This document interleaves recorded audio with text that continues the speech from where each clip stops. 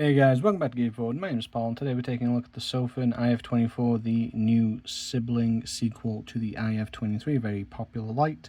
So let's get cracking on into it first with a size comparison before we take a look at the differences.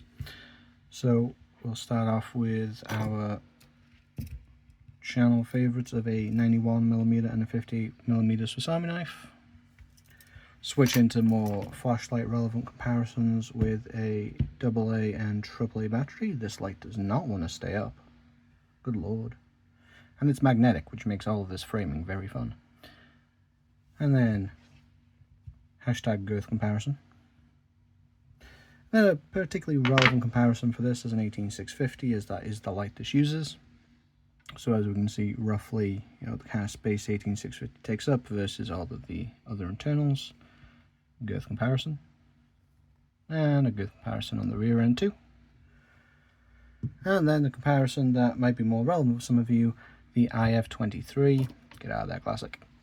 So this is actually skinnier than the IF23, and I think it's a little bit lighter, but this, surprisingly actually, this is noticeably taller. And I think that really does have to come from the differing UI operation with the switch there. But since we've mentioned the elephant in the room, let's go ahead and jump into the design of this guy. So obviously this has been catching your eye. This is a rotary switch overlaid on top of a center switch. So basically when you turn this, it changes what you're controlling. And this is in comparison to the IF23, which had a single button, which actually instead worked on a number of button presses. And that central button itself has a very nice texture to it. On the side we have some chevron jimping just to provide a little bit of texture, make it nice and grippy. On front here we have a tier style optic. And on the side we have top and bottom, as you're seeing it on the camera, some white LEDs, and center we have some RGB. On the back we have a deep carry clip that, when it's in use, will provide a decently deep carry to it, considering this is a flashlight. So that's all you'll see outside of your pockets. And notably, this is a unidirectional clip versus the bidirectional clip that we got on the IF23. The tail cap itself is magnetic. Now this is quite a long light. I've tested this on surfaces such as radiators, lockers, that kind of thing. This will support itself. However, because it's this length, you do get quite a bit of leverage, so just be careful that you're putting it on a full contact with a metallic cover. And just be aware, if it's on an angle, it may still pry off. On the side here, we have a battery charge indicator and a rubber flap protecting a USB-C charging port. And a handy little reminder which way to throw it in, although this does offer reverse polarity protection, so even if you do make a mistake, things won't get too hot. On the tail cap, we have some lovely jimping to make it a little bit easier, and a nice kind of built-in lanyard hole. There you go. And now let's jump into the brightnesses and then the UI of this guy. And for my own sanity, and so that you don't just keep seeing the side of the light, we'll be recruiting our little friend here so that he stays facing upwards. So feel free to pause and read through this if that makes it any easier for you. However, you're going to get from the front light a moonlight mode of 1 lumen, which will last for... ooh. That broke my brain a little bit. It's been a while since I've done a Sofirn manual. So we have the brightnesses up here and then the actual runtimes down here. So you're going to get 1 lumen for 20 days, a low mode of 10 lumens for 115 hours, a medium of 150 lumens for 13.5 hours, before we come into 700 lumen high mode for 2.25 hours, and then we have a 2000 lumen turbo for 1.5 hours with no step down information. Now that side light is again going to have a 1 lumen moonlight mode for 20 days, and then it's instead going to have a low of 20 lumens, so double the front beam, for 58 hours, a 100 lumen medium for 12 hours, a 200 lumen high mode for 5.5 hours, before we go into a turbo of 550 lumens for 3.5 hours. Now the RGB doesn't really get any information here, however it's only a single string, it will go for quite a long time. Okay, just a quick note on this little LED side light. This only has two colors, green and red, so anything 50% and above is going to be green, 10 to 50 is going to be red, and then 10 below is going to be flashing red. And now into the UI operation itself. So here you can see we have a 4-position switch. Padlock means lockout mode. This traditional brightness symbol means forward facing light. This one means the colored side lights, and this one refers to the normal white light operation. The way this switch functions is when you turn it into position, it will then turn on whatever that thing is. So if we go ahead and go to the front facing one, you can see it immediately turns on that. And once it's actually in position, you can turn it on and off like normal, so you can carry it in the position that you want to use it. Whilst it's off, if we press and hold, we're going to go into that moonlight mode before we step up to low, medium, high, and then into turbo. And then that is going to ring true as well for the side lights, moonlight, and that gives you a good look at all of the individual LEDs in there. Before we go low, medium, high, turbo. And then finally we have the colored LEDs. I was looking at the light upside down. So with this, if you press and hold, it will start shifting color gradually so you can get to the color that you want. So that's quite a nice aqua style blue. And then if you double tap it, it will start then shifting modes. So if we double tap this once, we're going to get more of a beacon before we double tap again, and we get what they call police flash.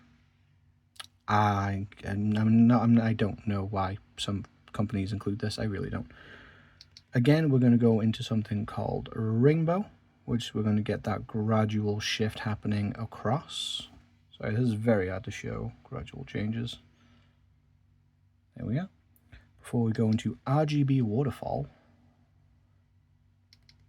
and then droplets, and finally neon fade.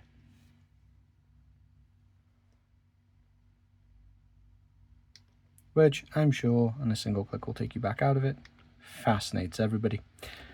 This does also offer strobe, SOS, and beacon modes, which I believe you just access by double clicking and then double clicking, and then you can shift through them. So overall, it's a pretty straightforward UI. In terms of changing modes, this does make it very straightforward, especially once you start memorizing the relative position.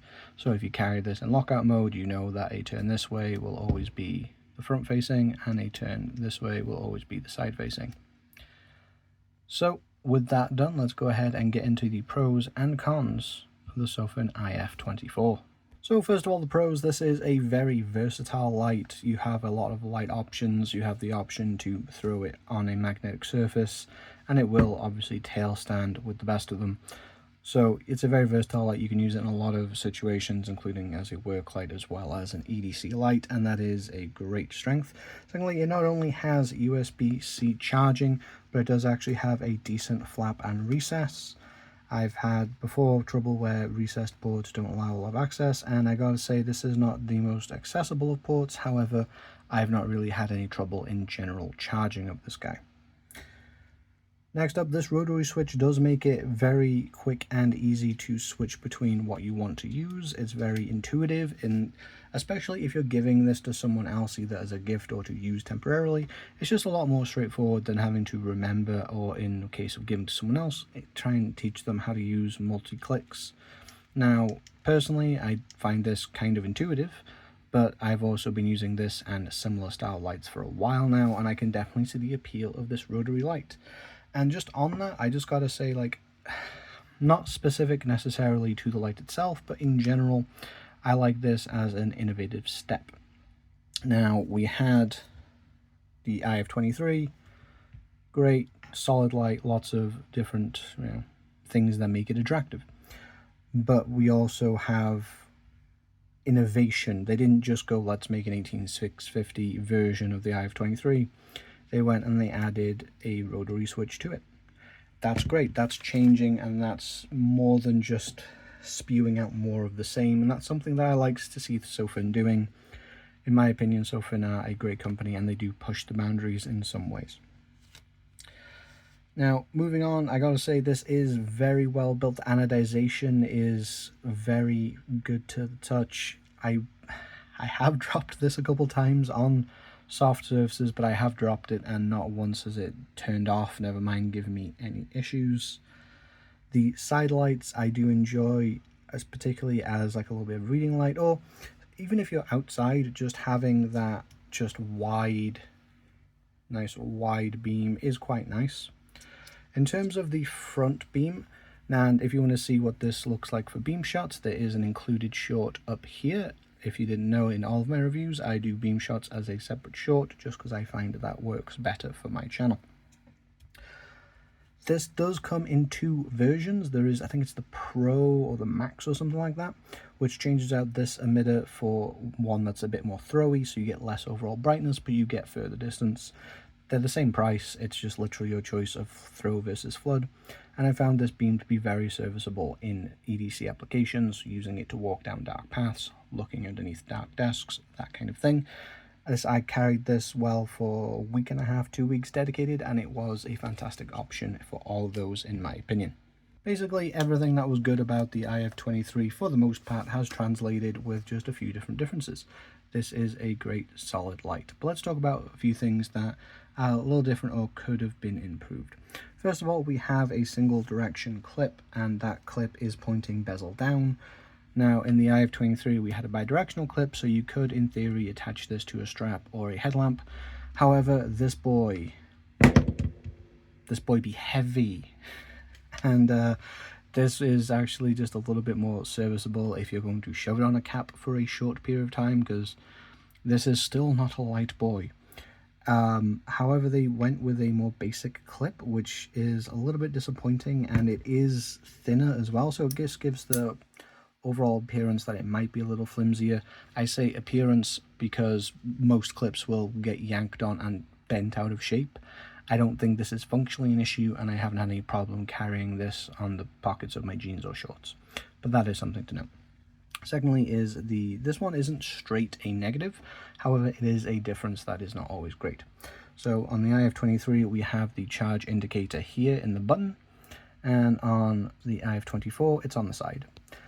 You're not seeing this when you're using it, right? Like, you have to like make an effort to see it. It's not going to be readily apparent when that is actually going to start flashing at you. I think that is definitely a downgrade compared to this. However, I do note that because it is next to the charging port, I think it does work a little better for a charging status LED, mostly a side grade, but I think that functionality is just a little bit not as great. Now, this next one isn't necessarily con, it is a personal preference, and I myself am torn about it. So the rotary ring, whilst you turn it, it switches on. That's convenient. That's very convenient. You don't have to boom, boom. You literally just boom. It's one less step. However, I'm fidgety. I want to turn this, and I cannot tell you how many times since I've had this light I have blinded myself by turning on the side lights. So I would like a UI option that, and maybe it exists and I just haven't seen it, but I took a look at the manual, couldn't see it. I just want the option to just do this as a UI thing and not actually turn on the light. That would be my personal preference. And finally, really, there's just something worth noting. Not really a bad thing in my opinion, but it is worth noting. The IF23 can act as a power bank. The IF24 cannot act as a power bank. Now, it's a smaller battery, and whilst I like the idea of you being able to use something as something else, the reason I'm not too cut up about this is because I'm also realistically not going to do it. Whenever you have stuff like this, so something that can act as a power bank, but it's not going to be as good as a power bank, and you're killing its main functionality. It's just worth noting that that's functionality that is in here, missing here. I don't know how much circuitry or bulk that would add to the IF24. I don't think it's worth adding if it's going to be a meaningful increase in size or price, but it is worth noting if that is something that you enjoyed about the 23, that is not something present in the 24. So, final thoughts. I like the IF23. Price-wise, I believe it comes in at about $36-40, and there is a discount code down below. And if I haven't already done it, this was provided by Barry from Sofirn. Thank you very much, Barry. This is a great light. I can highly recommend it if you're looking for an 18650 version of the IF23 or just a lighter version. It's a solid EDC light that's very flexible, however it is still a little bit large if you're looking for something more compact. But if you want a side light based light, I really do recommend the IF23. Let me know in the comment section down below what you think of it, and whilst you're down there, please give the channel a like and subscribe. I'd greatly appreciate it. Until next time, I've been Paul, and I'll see you, in the next video.